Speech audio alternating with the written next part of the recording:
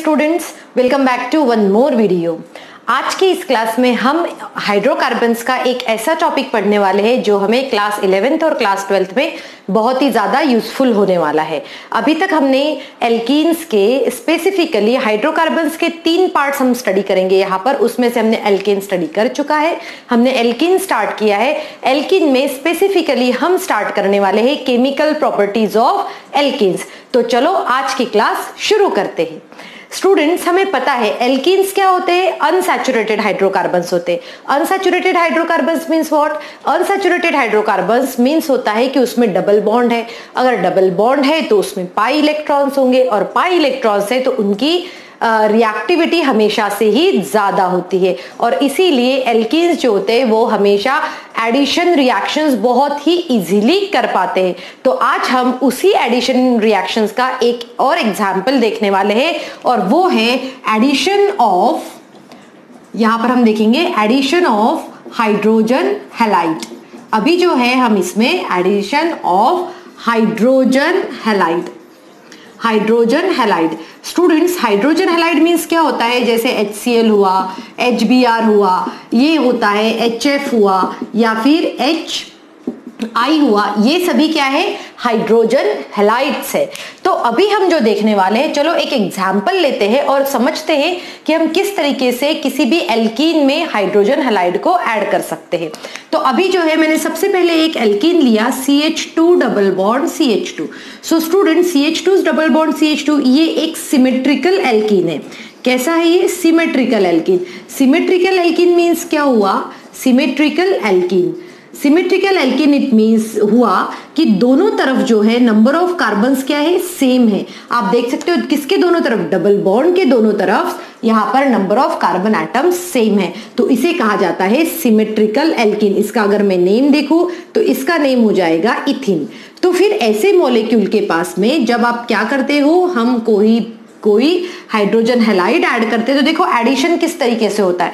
यहां पर double bond है, इट मींस पाई इलेक्ट्रॉन भी यहीं पर होंगे, तो ये एक H जो है ये एक C के पास में आ जाएगा, और Br जो है वो एक CH2 के पास में आ जाएगा, और हमें जो यहाँ पर कंपाउंड मिलेगा वो मिलेगा CH3 CH2 Br, या फिर हमें ये भी कंपाउंड मिल सकता है कि Br CH2 CH3। और स्टूडेंट्स, अगर आप ध्यान से देखोगे तो दोनों ही कंपाउंड का नेम जो है वो सेम है। वो क्या है? वो है 1-ब्रोमो-इथेन।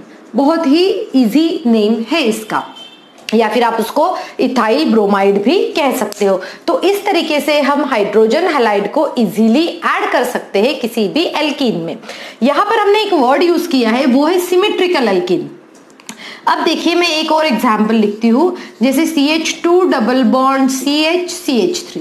सो स्टूडेंट, क्या आप इसका नाम लिख पाओगे? नाम क्या है इसका? 1 2 3 है, और फर्स्ट पोजीशन पे क्या है? डबल बॉन्ड है, इसीलिए मैं इसको लिखूंगी प्रोप 1 फर्स्ट पोजीशन पे, प्रोप 1 इन, या फिर आप सिंपली इसको प्रोपीन भी लिख सकते हो क्योंकि डबल बॉन्ड फर्स्ट पोजीशन पे।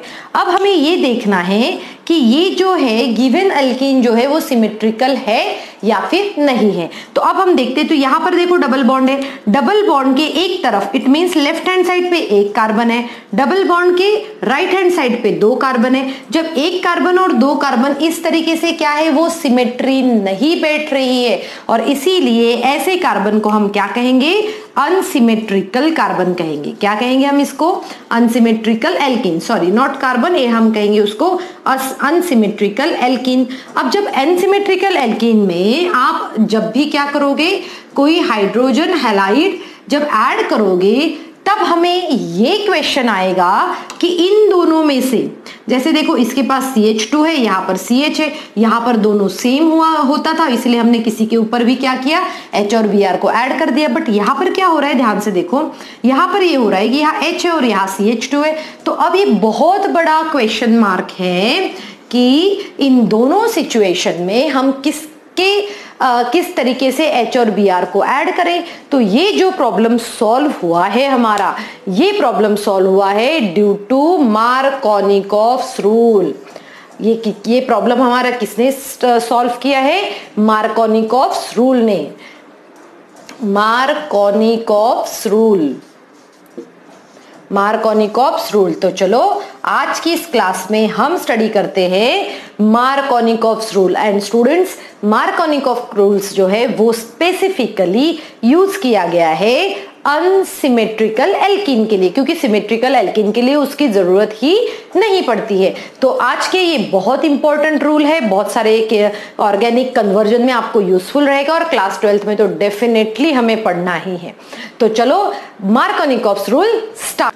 सो अभी हम स्टार्ट करने वाले हैं one of the very very important rule of organic chemistry, और वो रूल कौन सा है? Markovnikov's rule. मार्कोनिकॉफ एक नेम ऑफ साइंटिस्ट है और जिसने ये रूल बनाया है। तो ये रूल क्या कहता है वो मैं आपको बताती हूँ। जैसे कि अभी हमारे पास में अनसिमेट्रिकल एल्कीन है, आप इस तरीके से भी लिख सकते हैं या फिर मैंने प्रीवियसली लिखा था वैसे भी लिख सकते हैं। दोनों सिचुएशन में इसका नेम हो जाएगा प्रोपीन। यहाँ पर हम क्या लिख सकते हैं? प्रोप 1 इन लिख सकते हैं। अब देखो स्टूडेंट्स, यहाँ पर क्या है? ये HBr। जब आप इसको HBr में ऐड करोगे तो वहां पर पॉसिबिलिटी 2 प्रोडक्ट बनने की है। कैसे 2 प्रोडक्ट बनने की पॉसिबिलिटी है? अब देखो 2 प्रोडक्ट कैसे बन सकता है। सबसे पहले तो अगर ये H जो है इसके साथ कंबाइन हुआ और ये जो है इसके साथ कंबाइन हुआ तो हमें प्रोडक्ट मिल सकता है CH3 CH2 CH2Br। तो इसका नेम क्या हुआ? इसका नेम जो है वो है 1 ब्रोमोप्रोपेन। तो यहाँ पर पॉसिबिलिटी क्या है? हमें ये प्रोडक्ट मिल सकता है, या फिर अभी हम इसके सेकंड पॉसिबिलिटी देख लेते हैं कि क्या प्रोडक्ट हमें सेकंड पॉसिबिलिटी हो सकती है। अब क्या होगा? H जो है इससे जाके मिल सकता है और Br जो है ये इससे जाके मिल सकता है। ठीक है, इससे क्यों नहीं मिल सकता? क्योंकि ऑलरेडी वैलेंसी कंप्लीट है तो वहां पर कोई पॉसिबिलिटी नहीं है। और अगर ऐसा हुआ तो फिर हमारे पास जो है ये 2 प्रोडक्ट बनने के सबसे ज्यादा चांसेस हो जाते हैं। तो अब क्वेश्चन ये आता है कि इन दोनों प्रोडक्ट में से, यहां पर जो दोनों प्रोडक्ट बने हुए हैं, इन दोनों प्रोडक्ट में से हमें किसको प्रेफरेंस देना चाहिए? हमें कौन सा प्रोडक्ट लिखना चाहिए? हमें ये प्रोडक्ट लिखना चाहिए या फिर ये प्रोडक्ट लिखना चाहिए, ताकि वो हमारा आंसर जो है वो करेक्ट हो। तो यही एक्सप्लेन किया गया है मार्कोनिकॉफ्स रूल ने। मार्कोनिकॉफ्स रूल क्या कहता है कि जो भी मॉलिक्यूल आप ऐड करने जा रहे हो, देखो ध्यान से समझो, पहले मैं समझाती हूं उसके बाद में मैं लिखूंगी ताकि आपको अच्छे से समझ में आए। देखो हमने क्या कहा? जो भी मॉलिक्यूल को आप ऐड कर रहे हो, जैसे यहां पर मैं HBr ऐड कर रही हूं, ठीक है, तो जो भी मॉलिक्यूल आप ऐड कर रहे हो उस मॉलिक्यूल का नेगेटिव पार्ट, जैसे H और Br में से क्या? उस मॉलिक्यूल का नेगेटिव पार्ट, तो डेफिनेटली नेगेटिव पार्ट क्या है? Br है। तो नेगेटिव पार्ट उस कार्बन के पास जाएगा। देखो हम बात कर रहे हैं सिर्फ नेगेटिव पार्ट की, तो जो मॉलिक्यूल हम ऐड करने जा रहे हैं उस मॉलिक्यूल का नेगेटिव पार्ट उस कार्बन के पास जाएगा जिसके पास लेस नंबर ऑफ हाइड्रोजन है। उसके पास क्या है? Less number of hydrogen. अभी मैं पहले ये रूल लिख लेती हूं और फिर मैं उस सुख को समझाती हूं। तो रूल क्या कहता है? The negative part of addendum. देखो ये वर्ड यूज किया था मार्कोनिकॉफ ने, इसीलिए हमें भी यूज करना है। एडेंडम मतलब होता है कि जो मॉलिक्यूल ऐड हो रहा है। The negative part of addendum will attach to that carbon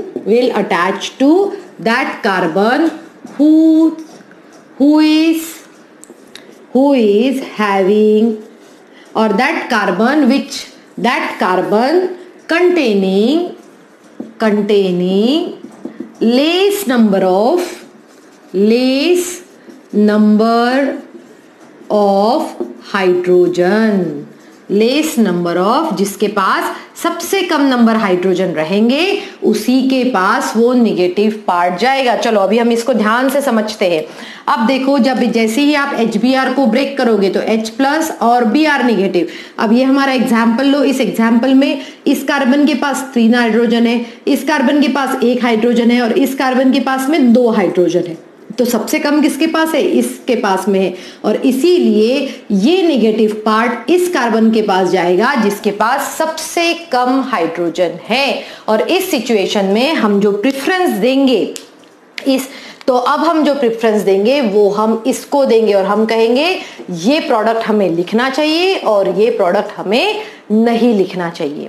ठीक है, आ गया मार्कोनिकॉफ्स रूल समझ में? बहुत ही सिंपल है। मार्कोनिकॉफ्स रूल क्या कहता है? मार्कोनिकॉफ्स रूल कहता है कि जिस मॉलिक्यूल को आप ऐड करने जा रहे हो, उसने उसको नाम भी दे दिया जैसे कि एडेंडम। सो जिस मॉलिक्यूल को आप ऐड करने जा रहे हो उसका नेगेटिव पार्ट उस कार्बन के पास जाएगा जिसके पास क्या हो? लेस नंबर ऑफ हाइड्रोजन हो। ओके, आया समझ में? आया ये? अब इसका हम मैकेनिज्म देखते हैं। मैकेनिज्म से हमें ये पता चलेगा कि ऐसा क्यों हो रहा है। और मैकेनिज्म स्टूडेंट जब भी हमारा सब्जेक्टिव एग्जाम होता है तो इसका मैकेनिज्म जरूर आपको लिखने के लिए आता है। Write the mechanism of Markovnikov's rule, तो हमें आना चाहिए।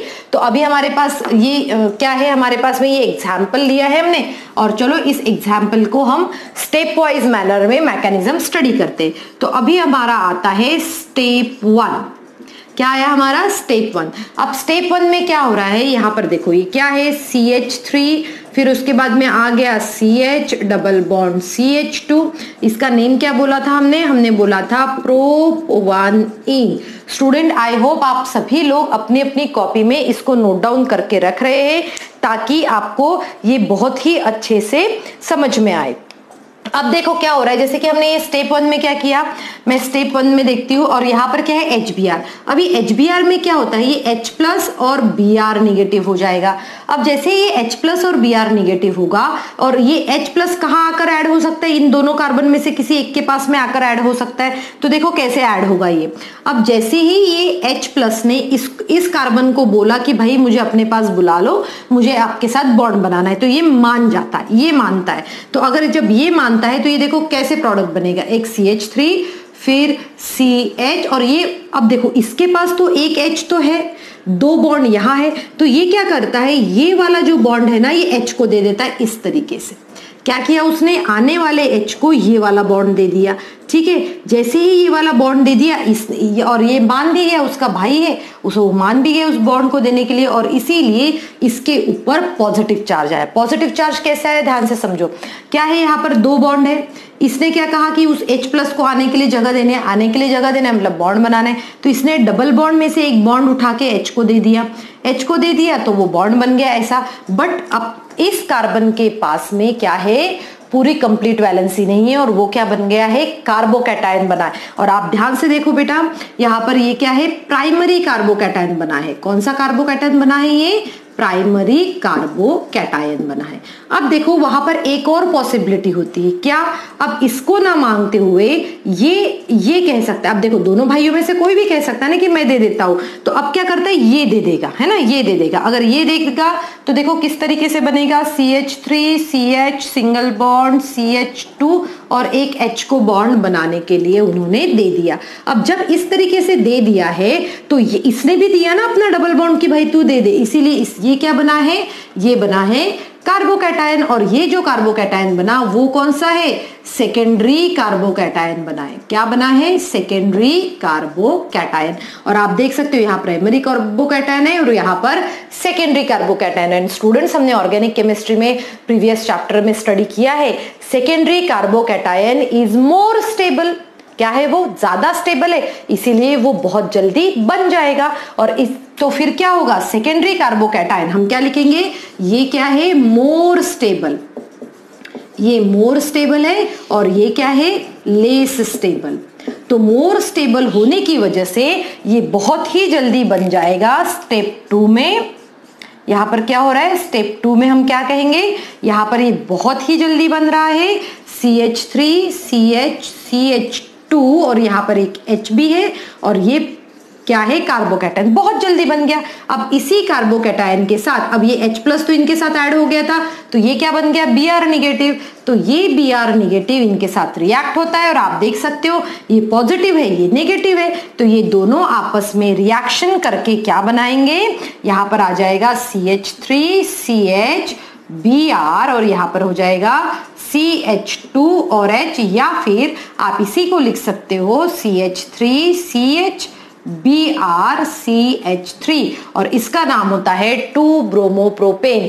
एंड स्टूडेंट्स इस तरीके से हम ये समझ सकते हैं कि ये प्रोडक्ट जो बना है अकॉर्डिंग टू मार्कोनिकॉफ्स रूल ये क्यों करेक्ट है, क्यों करेक्ट है? क्योंकि यहाँ पर सेकेंडरी कार्बोकैटायन बना है और सेकेंडरी कार्बोकैटायन बहुत ज्यादा स्टेबल होता है और वो इसीलिए वो इजीली बन जाता है। तो जब भी हम मार्कोनिकॉफ के रूल्स के कुछ भी क्वेश्चंस करेंगे तो हमें पता होना चाहिए कि मार्कोनिकॉफ रूल में नेगेटिव पार्ट किस तरफ जाकर ऐड होता है। सो आई होप स्टूडेंट आप सभी को आज की क्लास का पूरा टॉपिक अच्छे से समझ में आ गया होगा। Thank you students and have a good day ahead.